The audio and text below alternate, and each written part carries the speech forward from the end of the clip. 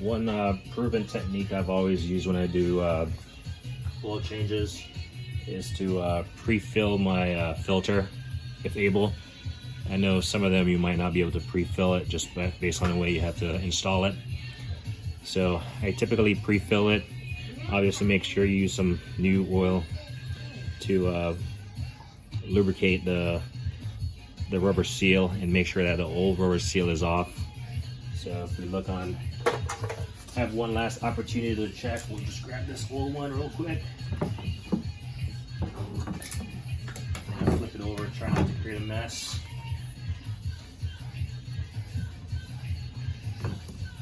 You can see, I can see that the old filter is on this, and I've looked at the maiden surface and it's not on there. Something to note about this filter, or not this filter, this I don't know, I got this from AutoZone, this oil filter pliers, and as you can see it's really aggressive, so you can see the damage to the can. So you want to make sure that if you're going to use this type of oil filter remover, you're gonna actually remove it, because you could damage the filter, and if you got to leave it on there, it could impede your flow of oil through the filter, through the engine. But yeah, double gasket, make sure that's not on there unless you're gonna have a leak.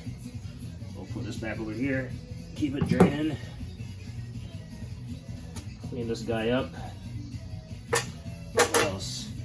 You probably saw me look at this KS Tools oil filter wrench. I was able to get it on there on this car, but it was just sliding. Actually, initially, some of the color that's removed from the can right here, the blue, is due to this thing just sliding around. So it might work for maybe European cars or certain oil filters. I'm not gonna just throw it away or anything. I'll try, but the band on the inside is not that aggressive to grip.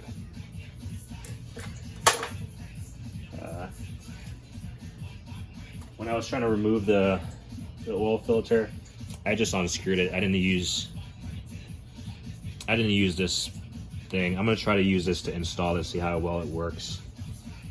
As far as like these things, like avoiding like spillage on the subframe, yeah, it's slightly cumbersome.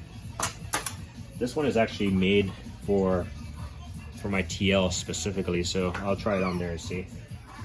But this other one is supposed to be like universal.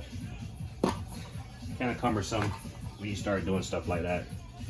This might be cumbersome also, but it might save a spill. One last tool, I probably showed this before, but this is pretty neat.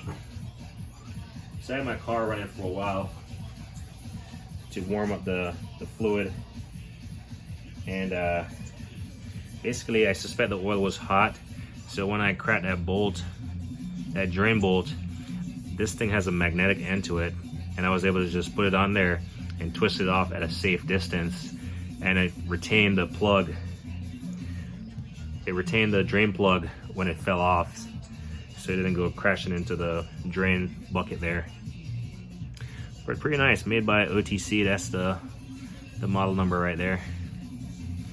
But anyway, I'm gonna get this oil filter back on, fill it up, and then drain the transmission. Just wanted to show you a couple things that I consider when I'm doing a oil change. Anyway, like me always say, like and don't hate the thing.